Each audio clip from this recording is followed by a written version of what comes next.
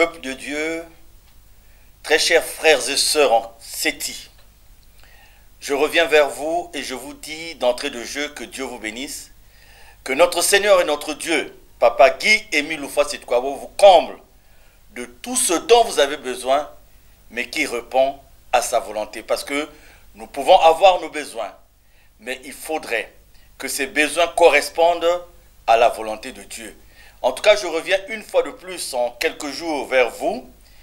Peut-être une façon de vous déranger, mais la période délicate dans laquelle nous nous trouvons recommande que nous venions vers vous, simplement parce que vous êtes sans oublier que depuis un temps, compte tenu du respect et de la mise en pratique des mesures barrières liées à la riposte dans ce que nous savons de cette pandémie de Covid-19, nous n'avons certainement plus, et vous l'avez constaté, l'occasion de nous retrouver dans des grandes assemblées.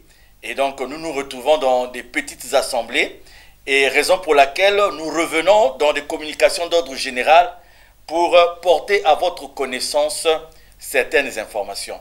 Et donc je reviens, moi votre président adjoint, je reviens vers vous au cours de cette communication, dans un premier temps, pour vous faire un aperçu, sinon vous faire un petit résumé de la promesse que nous avons eue à vous faire concernant cette situation de vol que nous avons subie au niveau de la RTA.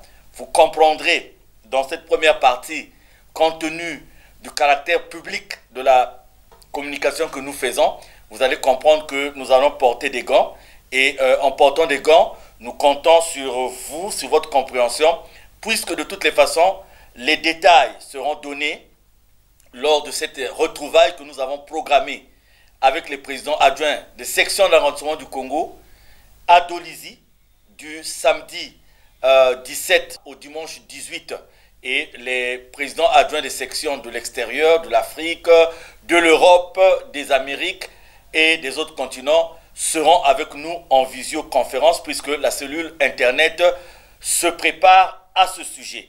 Donc la première partie, nous vous donnerons juste le résumé. Et dans une deuxième partie, nous vous ferons part de ce que nous avons découvert, malheureusement, dans le traitement du conflit en cours dans notre association. Et nous allons prendre un troisième point, ça sera la réponse à donner par rapport à cet incident, si on peut l'appeler ainsi, si on peut le qualifier ainsi, cet incident généré par cette note qui est venue de Papa Raymond Babingui. Et nous allons terminer pour donner l'occasion donc au président adjoint des sections de se préparer pour la rencontre de Dolisie. Nous allons donner l'ordre du jour de cette rencontre. Donc voilà donc l'ossature de la communication que nous allons vous faire à l'instant, puisque nous y sommes déjà de toutes les façons. Et permettez-moi de lire ce passage dans 2 Corinthiens, le chapitre 6, du verset 3 au verset 13. Donc 2 Corinthiens 6, du verset 3 au verset 13, nous allons lire au nom de Papa Guy-Émile Houphouët-Sétikwabo. Nous ne donnons aucun sujet de scandale en quoi que ce soit, afin que le ministère ne soit pas un objet de blâme. Mais nous nous rendons à tous égards recommandables, comme serviteurs de Dieu, par beaucoup de patience dans les tribulations, dans les calamités, dans les détresses, sous les coups, dans les prisons, dans les troubles, dans les travaux, dans les veilles, dans les jeûnes, par la pureté, par la connaissance, par la longanimité, par la bonté, par un esprit saint, par une charité sincère, par la parole de vérité, par la puissance de Dieu, par les armes offensives et défensives de la justice, au milieu de la gloire et de l'ignominie, au milieu de la mauvaise et de la bonne réputation, étant regardé comme imposteur, quoique véridique, comme inconnu, quoique bien connu, comme mourant, et voici nous vivons, comme châtiés, quoique non mis à mort, comme attristés, et nous sommes toujours joyeux, comme pauvres, et nous nous en enrichissons plusieurs, comme n'ayant rien, et nous possédons toutes choses. Notre bouche s'est ouverte pour vous, Corinthiens, notre cœur s'est élargi. Vous n'êtes point à l'étroit au-dedans de nous, mais vos entrailles se sont rétrécies.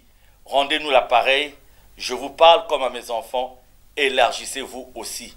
Amen, amen, amen, que Papa Émile soit avec nous. Alors donc, en ce qui concerne le premier point de cette communication, nous allons vous dire ceci dans un premier temps. Vous savez, dans cette cassette de janvier 2008, Papa Guy-Émile Houphouët-Sétiquabo nous parle à nous tous de cette association qui, sur un plan réglementaire, avait, donc 2008, près de 30 ans d'âge. Mais en 30 ans d'âge, malgré les recommandations, malgré les directives du président fondateur, eh bien, nous avons écouté de la bouche du président fondateur lui-même ses plaintes par rapport au fait que vous et nous n'avons pas pu apporter le développement souhaité à son habit, à son association, que vous et nous n'avons pas compris cette vocation matérialisée dans le document appelé but de l'association. Et Papa Émile a donné les raisons pour lesquelles nous étions restés dans cette incompréhension de sa mission, dans cette incompréhension de sa volonté et dans cette désobéissance qui a consisté à ne pas mettre en pratique ce qui était nécessaire, ce qui était attendu dans le but de son association. Et il nous a été recommandé, il nous a été demandé désormais de faire à ce que les erreurs du passé, les fautes du passé soient corrigées par sa grâce de façon à ce que nous puissions donner une visibilité à l'association Luzolo Amour OPH. Et c'est la raison pour laquelle, en dépit de ce que vous connaissez, nous avons lancé un certain nombre d'unités, où nous avons continué là où d'autres avaient commencé, pour asseoir un certain nombre d'unités, de structures qui peuvent concourir à la visibilité de notre association.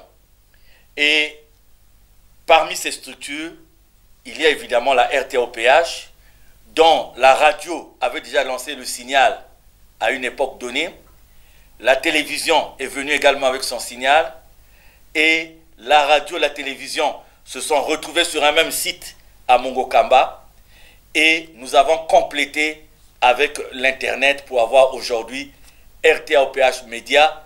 Et nous sommes en train de nous battre pour qu'en streaming, nous puissions avoir donc cette visibilité de notre radio, cette visibilité de notre télévision sur un plan interplanétaire.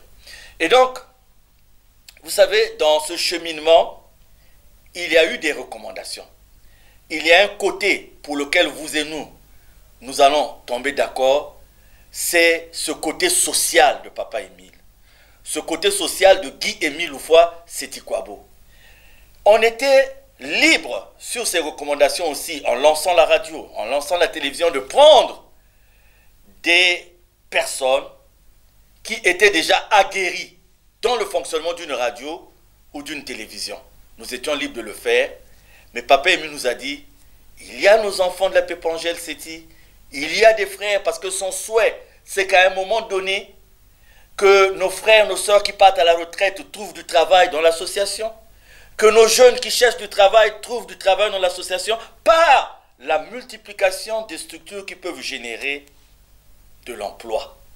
Et donc, vous voyez que dans la mise en pratique de ce côté social du président fondateur, nous avons lancé ces structures de la radio, de la télévision, avec des frères et sœurs à nous, et nous nous sommes efforcés de leur donner une formation, d'abord à la base, et nous nous sommes efforcés de perfectionner cette formation par des stages en continu susceptibles de leur donner matière à faire fonctionner de façon concrète nos structures de la radio et de la télévision. Donc je vous ai dit que la communication étant publique, il y a des choses que nous ne pouvons pas dire, mais nous avons essayé plusieurs modèles de fonctionnement et à chaque fois, les personnes extérieures nous recommandaient d'associer à nos équipes des gens du métier, des gens de la profession qui pouvaient apporter un plus sur deux plans. D'abord sur l'évolution de nos médias et deuxièmement sur la formation continue de nos agents. Donc à plusieurs reprises et au prix de ce que les financiers savent, nous avons mis nos agents en face de la formation, en face du perfectionnement. Les résultats sont ce qu'ils sont.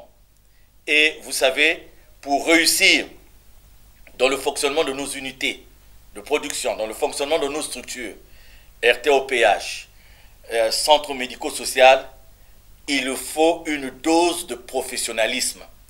Et donc, c'est la bataille que nous avons depuis le lancement de la radio, c'est la bataille que nous avons depuis le lancement de la télévision, c'est cette bataille que nous avons à pouvoir inculquer dans l'esprit des agents une dose de professionnalisme qui fera qu'ils puissent éviter de confondre le fonctionnement d'une cellule dans la spiritualité et le fonctionnement d'une structure qui exige des données du domaine professionnel pour avancer. Et ça, c'est une grande bataille. Et dans cette grande bataille, nous sommes arrivés à des situations qui ont favorisé ce qui s'est passé la dernière fois. Je dis, nous sommes arrivés à des situations qui ont donc favorisé ce vol, parce que quand il y a certaines situations, vous comprenez que je suis en train de mettre les gants, parce que ce sont des situations maison, et nous aurons l'occasion d'en parler en maison. Et donc je dis simplement que nous avons eu des situations internes qui ont eu à favoriser ce vol. Parce que vous allez vous rendre compte, pour ceux qui ont suivi de très près ce dossier, que l'unité centrale qui a été volée était branchée, que le disque dur qui était volé était branché derrière une unité centrale qui était en fonctionnement, les écrans de retour étaient branchés, et même le VMX a été déprogrammé et reprogrammé. Donc, c'est dire que toutes ces choses ne pouvaient pas être l'œuvre d'une personne extérieure à la structure. Et même si la personne pouvait être extérieure à la structure, suivez mon regard, cette personne forcément devait être guidée par des personnes internes à la structure. Et dire qu'il y avait la présence de deux agents dans la structure. Donc voilà ce qui nous a facilité la tâche. Et donc d'ores et déjà, ce qui nous importait le plus, c'est de récupérer le matériel. Et deuxièmement, de faire à ce que pareilles choses ne se reproduisent plus. Alors, mes bien-aimés, nous sommes en milieu spirituel. Et moi, votre président adjoint, je prends le tort sur moi.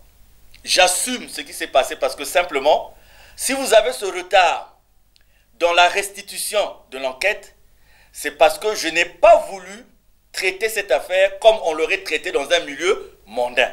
Parce qu'on l'aurait traité comme cela se passe dans un milieu mondain. Je pense qu'aujourd'hui, nous aurions des gens qui ne seront pas chez eux.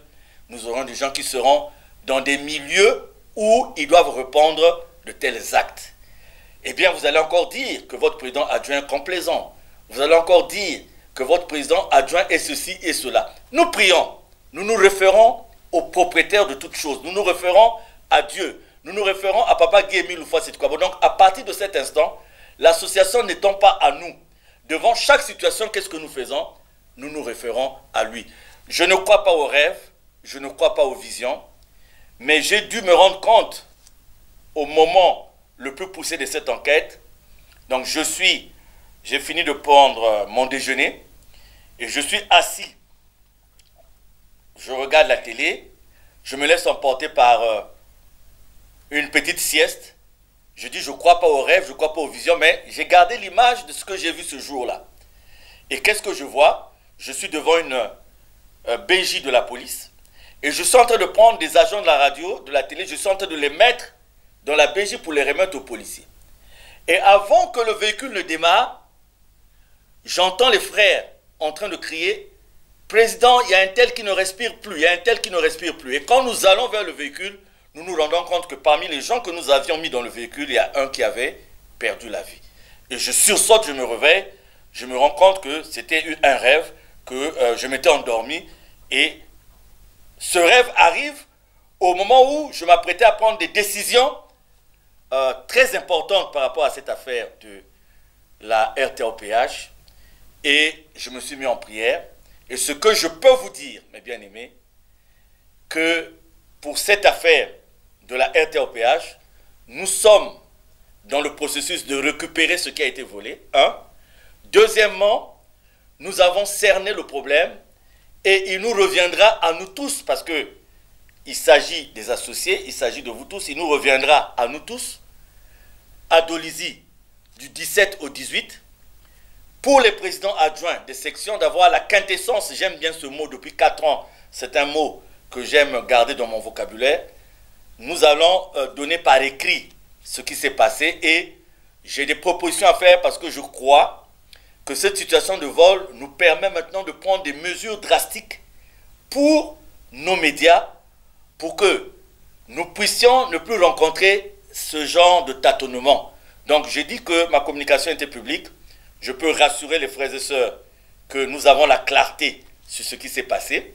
Et du 17 au 18, nous parlerons aux responsables et nous prendrons les mesures qui s'imposent. Simplement, je vous rappelle et je vous dis, je n'ai pas voulu gérer cette situation comme elle aurait pu être gérée dans un milieu mondain. Et j'assume, je prends cela sur moi parce que je réponds de ce fonctionnement et parce que je réponds aussi de l'attitude qui a été adoptée par rapport à cette affaire. Mais à quelque chose, malheur est bon, cela nous permet de repartir sur de nouvelles bases. Voyez-vous, nos médias sont d'une importance tellement compréhensible que vous avez vu entre-temps toutes les tentatives qui étaient menées pour déstabiliser ces médias.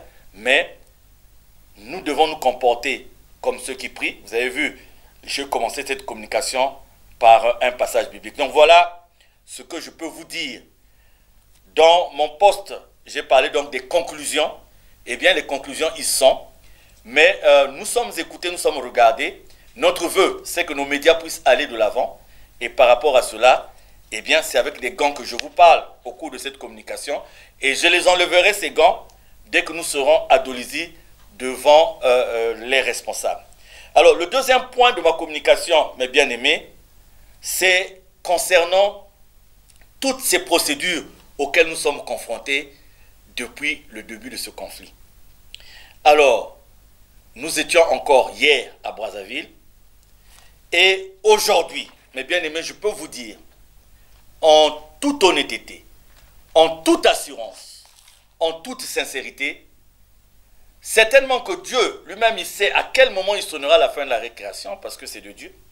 Mais je peux déjà vous dire que si à ce jour, le conflit en cours dans notre association a pris des chemins, a pris des prolongations, c'est parce qu'il y a la corruption. Et ça, nous sommes capables de vous le dire aujourd'hui, parce que nous avons des éléments. Et si nous sommes appelés quelque part, nous allons soutenir avec support à l'appui ce que nous sommes en train d'avancer. Voilà, ça, je présenterai aux responsables, par exemple, cette lettre. Je présenterai aux responsables ce constat d'huissier de justice. Et vous allez comprendre par là que si nous sommes traînés à gauche et à droite, c'est parce qu'il y a des gens qui ont compris, dès le départ, qui n'ont pas raison. Et ils se sont dit que la seule façon d'avoir raison, c'est de corrompre. La seule façon d'avoir raison, c'est mettre sous pression. La seule façon d'avoir raison, c'est d'utiliser des relations, d'utiliser un trafic d'influence. Mais nous aussi, les gens ont cru qu'à un moment donné, on était peut-être perdus. Mais non, nous avons voulu savoir qu'est-ce qui se cachait derrière cette histoire, parce que nous sommes devant une évidence, nous sommes devant une vérité, nous sommes devant une chose qui est claire. Mais pourquoi, quand les gens prennent les décisions, ces décisions vont toujours à l'encontre de la vérité, ces décisions vont toujours à l'encontre de l'évidence. Donc nous avons compris ce jeu et c'est la raison pour laquelle j'ai du mal à comprendre l'attachement à certains idéaux de certaines personnes qui savent dès le départ qu'on est dans un jeu de corruption. Écoutez, ici, c'est une personne que j'ai rencontrée et pas des moindres, et donc qui m'a mis au courant par rapport à cette situation qui est évoquée dans cette lettre. qui m'a mis au courant de ce qu'elle avait subi et des sommes engrangées pour arriver à ce qu'on lui demandait. Ici, la phrase qui a été citée dans ce procès verbal d'audition, hier encore, nous étions à Brazzaville quelque part, on nous a répété les mêmes choses, que si vous connaissez ceci, si vous connaissez cela, c'est parce que il y a un fort jeu de corruption, il y a un fort jeu de trafic d'influence. Alors, donc, nous nous sommes dit, frères et sœurs, écoutez, c'est quand même une aberration, et à la fin, c'est une exaspération quand même, que chaque jour qu'on soit traîné à gauche et à droite. Nous nous sommes dit, il faut recueillir toutes ces preuves de corruption, il faut recueillir toutes ces données de corruption, et nous ne sommes pas comme les autres. C'est-à-dire que nous n'irons jamais à l'encontre de l'ordre public, nous n'irons jamais à l'encontre, c'est-à-dire que nous n'allons jamais prendre des comportements qui pourront nous faire traiter de perturbateurs, qui pourront nous faire traiter d'agitateurs. Nous ne prendrons jamais ces comportements. C'est pour ça que dès le départ, ce que nous faisons, nous, c'est de suivre la loi. Ce que nous faisons, nous, c'est de suivre ce qui est droit. Et nous avons donc rassemblé toutes ces preuves de corruption pour les mettre en face de ceux-là qui sont à même d'arrêter ce genre de situation. Et les responsables du 17 au 18 à Dolisie, vous aurez une partie. Pourquoi je dis une partie? Parce que là aussi, il faut être clair, mes bien-aimés. Moi, je suis de ceux qui sont convaincus que tous ceux qui sont avec nous ne sont pas avec nous. Raison pour laquelle il y a certaines informations, on a du mal à les mettre à la disposition de tout le monde parce que dans le tout le monde, on ne sait pas qui est tout le monde. Mais je peux vous dire ici, mes bien-aimés, que des gens qui ont raison, des gens qui savent qu'ils sont dans la vérité, ne prendront jamais le temps d'aller corrompre. Moi, votre président adjoint qui suis ici, c'est difficile de me voir dans un bureau si on ne m'a pas appelé. C'est difficile de me voir dans un bureau si on ne m'a pas convoqué. Je n'entretiens pas de rapport de copinage pour arriver à avoir tel résultat, telle décision. Je n'entretiens pas des rapports de copinage pour donner ceci ou cela à X ou Y pour avoir telle ou telle chose. Mais ce que nous avons découvert est malheureux. Ce que nous avons découvert est triste.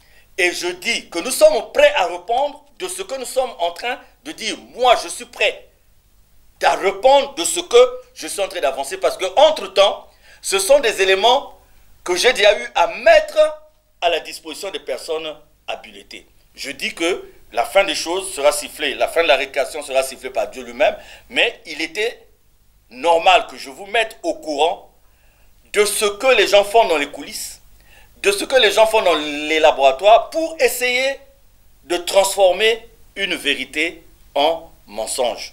Donc, ça c'était le deuxième point. Les documents sont là. Tout est ici, mes bien-aimés. Tout est là. Nous avons préparé le dossier et nous avons pris le bâton de pèlerin pour en faire le plaidoyer à gauche et à droite. Alors, ce que je veux vous demander, parce que je crois que l'une des grandes erreurs commises par les autres, c'est d'avoir individualisé ce conflit. C'est-à-dire qu'au lieu de le prendre dans un ensemble par rapport à Guy-Émile Houphouët Boigny, apparemment, les gens se sont attaqués à une personne. C'est-à-dire, en s'attaquant à une personne, on va réussir. Or, c'était sans savoir que c'est des milliers et des milliers de personnes. Et en s'attaquant à cette personne, on ne s'attaquait pas à cette personne parce que les gens qui sont autour de cette personne ne suivent pas cette personne en réalité. Mais suivent Guy-Émile Houphouët Boigny. La preuve en est que cette personne, si elle déroute ou si elle sortait du cadre de ce que Guy-Émile recommande, eh bien les gens ne vont plus la suivre.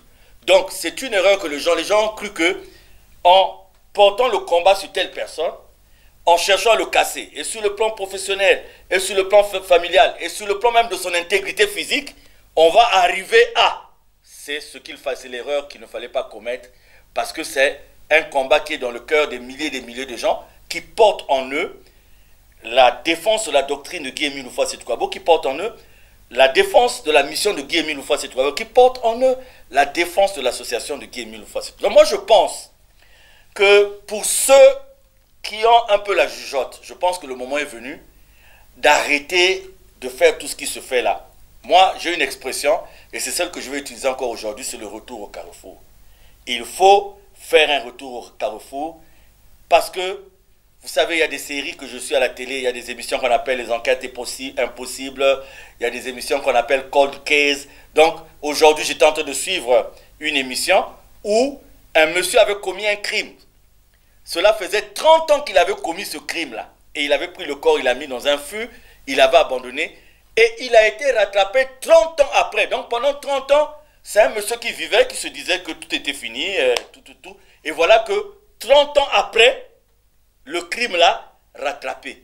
Donc, il faut se rendre à l'évidence de ce qu'on a fait, en bien ou en mal. Et si c'est en mal, faire un retour au carrefour pour réparer, parce que dans ce qui nous concerne là, en tout cas, tout est fait par la grâce de Dieu lui-même, de façon à ce qu'il y aura un embrouillement. C'est-à-dire que le pêcheur, à force de mettre les filets partout, finira par se faire attraper par son propre filet. Donc ça, c'était donc le deuxième point. En ce qui concerne le troisième point, je voulais dire ceci aux frères et sœurs. Je me suis longuement entretenu ce matin avec Papa Raymond Babingui. Et vous savez, dans le combat qui est le nôtre, nous avons eu beaucoup de personnes ressources à travers lesquelles Papa Émile est passé, à travers lesquelles Papa Émile passe pour nous instruire, pour nous parler. Et nous avons ces grands rappels des enseignements faits par Papa Fidèle Loukeba. Ceux qui ont la voix du maître ont reconnu ces rappels. Ceux qui n'ont pas la voix du maître ont même associé Papa Fidèle Loukeba à nous autres alors que nous ne le sommes pas. Et nous avons eu d'autres personnes qui sont venues des autres congrégations pour nous apporter des messages. Ce matin encore, j'étais avec des frères et sœurs qui ont été visités par Guy-Émile Houphouët-Sétourabo. Certainement que la RTA en fera état tout à l'heure. Et nous avons Papa Raymond Babingui qui est venu et qui est avec nous. Donc j'ai eu un long entretien avec Papa Raymond Babingui ce matin. Nous avons parlé des circonstances de cette note, nous avons parlé de la portée de cette note et nous avons parlé de beaucoup d'autres choses. Donc ce que je peux vous dire aujourd'hui dans ma communication, que l'incident lié autour de cette note, cet incident est clos. Cet incident est clos parce que nous en avons parlé et donc voilà, l'incident est clos.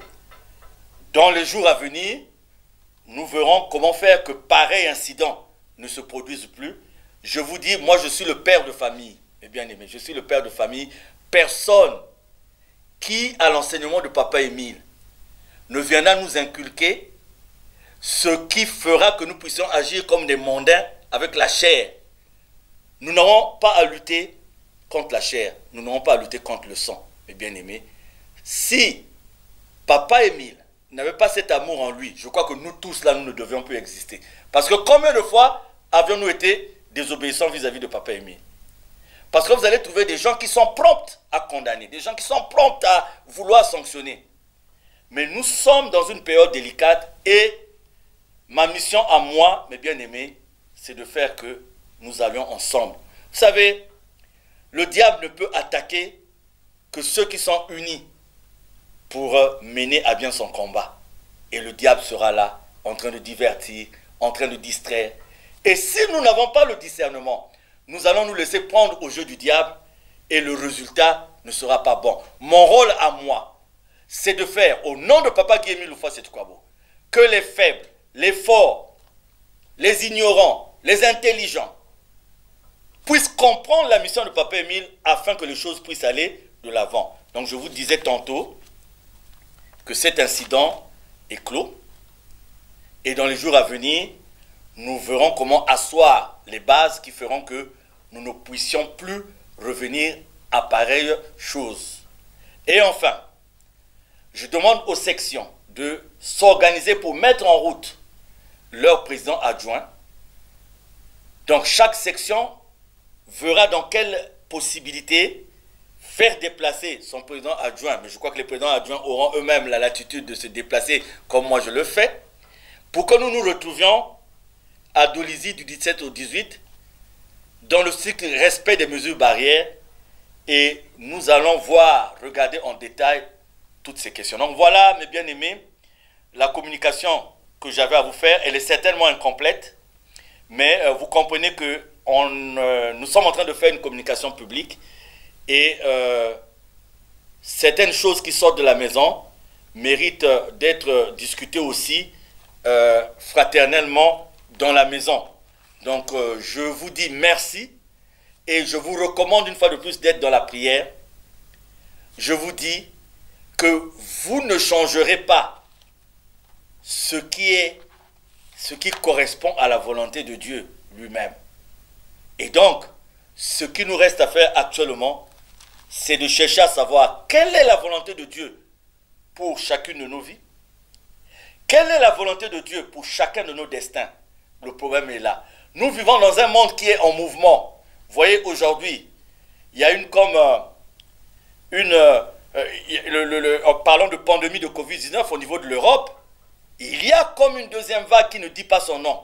Mais on va vous dire quelque part pourquoi l'Afrique ne subit pas, dans le cas de cette pandémie, les mêmes affres que les autres continents. Il y a des données, il y a des réalités. Nous vivons dans un monde où, si l'homme ferme ses oreilles, ferme ses yeux, ne veut pas écouter Dieu, l'homme court le risque de se retrouver devant ceux qui ont regretté Noé pendant le déluge. L'homme court le risque de se retrouver dans des situations qui ne sont pas bonnes.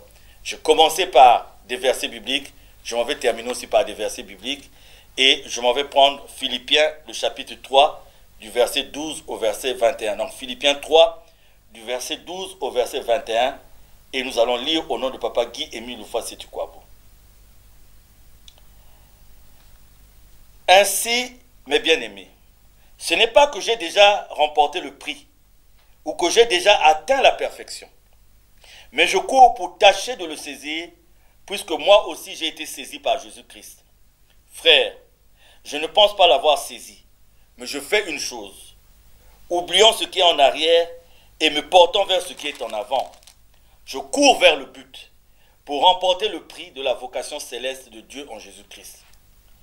Nous tous donc, qui sommes parfaits, ayons cette même pensée, et si vous êtes en quelque point d'un autre avis, Dieu vous éclairera aussi là-dessus. Seulement, au point où nous sommes parvenus, marchons d'un même pas. Soyez tous mes imitateurs, frères, et portez les regards sur ceux qui marchent selon le modèle que vous avez en nous.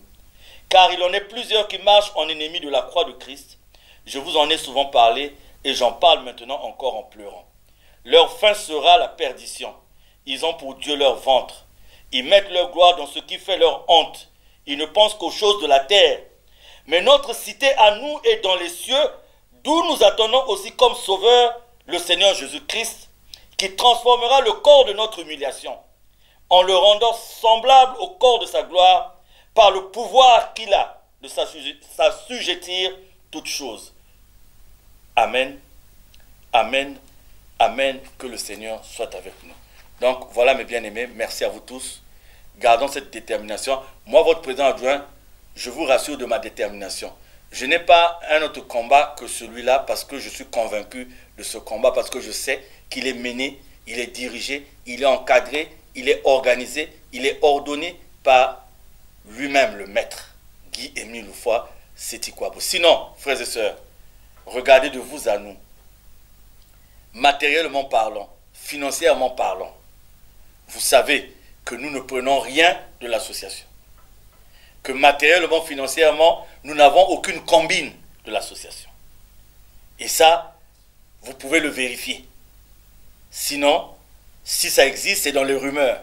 Si ça existe, c'est dans les rêves des gens. Alors, vous pouvez au moins vous poser la question de savoir.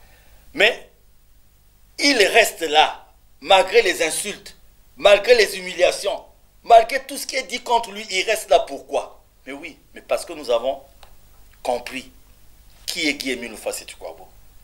Et nous avons compris la nullité de notre vie avant de comprendre Guy-Émile Loufa-Sétukwabo. C'est tout. Sinon, franchement, mes bien-aimés, est-ce que nous aurions dû rester là encore une minute de plus, sachant qu'en face de nous, on trouve des gens dont la vie de tous les jours ne connaît même pas l'existence réellement et qui se lèvent un matin pour vous insulter, pour vous humilier, pour dire des choses contre vous, qui peuvent faire du mal à vos enfants, à votre famille, pour vous coller des étiquettes, pour vous coller des noms.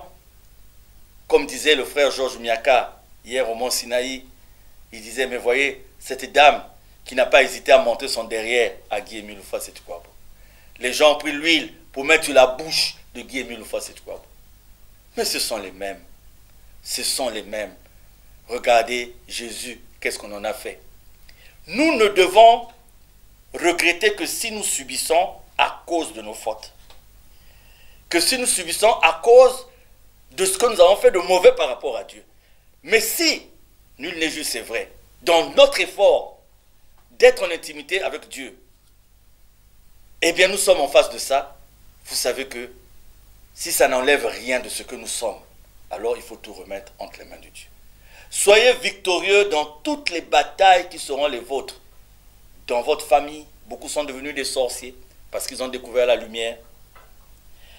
Dans vos lieux de travail, vous êtes devenus des sorciers. On dit que vous faites des fétiches simplement parce que vous portez la lumière. Là où vous vendez, dans vos affaires, dans vos commerces. Ne perdez pas espoir si dans les temps actuels, vous avez perdu le boulot. Si dans les temps actuels, vous avez une perte momentanée de la santé. Vous avez perdu le mariage. Il faut revenir au carrefour et tout remettre entre les mains de Dieu. Vous savez, la crise en cours de notre association a montré que nous ne nous aimons pas. Qu'il n'y a pas l'amour en nous. Même en moi qui vous parle, il n'y a pas d'amour. Sinon, comment comprendre des familles entières où les gens ne se saluent plus? Comment comprendre des amitiés de longue date où les gens ne se regardent plus? Simplement parce qu'on leur a dit quelque part ce qui n'est pas bien. Et ça démontre que Papa Émile a raison de dire que depuis des années, il n'est accompagné que par des gens qui sont faux. Sinon, comment comprendre qu'un responsable puisse dire qu'il est le créateur de la musique du Dombage? Donc, il ose dire qu'il est le créateur de la musique du Dombage. Oh! Alors que le maître nous dit que c'est la danse des grands jazz. Donc, avant même que cette personne existe, la danse des grands jazz existait déjà. Mais pour pouvoir se prévaloir, je ne sais pas quoi, la personne va dire « Je suis le créateur ». Vous savez, nous sommes nombreux à avoir accompagné le maître, mais nous n'avions jamais compris le maître. Beaucoup sont venus vers le maître simplement parce qu'ils avaient vu la mort, parce qu'ils savaient que dans les pactes qu'ils avaient signés, eh bien, arrivé le jour de la mort, ils sont venus vers le maître. Mais comme ils étaient restés mauvais, ils ont voulu aussi faire au maître ce qu'il ne fallait pas faire. Frères et sœurs, si en Dieu nous avons peur de la mort, si en Dieu nous avons peur de la souffrance, si en Dieu nous avons peur de je ne sais quoi, eh bien, il est inutile de dire que nous croyons en Dieu. Parce que si nous croyons en Dieu, nous savons que nous croyons en la puissance de puissance qui dirige tout. Et si cette puissance dirige tout, eh bien, la peur ne fera jamais partie de notre vie. Sauf si nous-mêmes, nous nous sommes écartés de ce Dieu.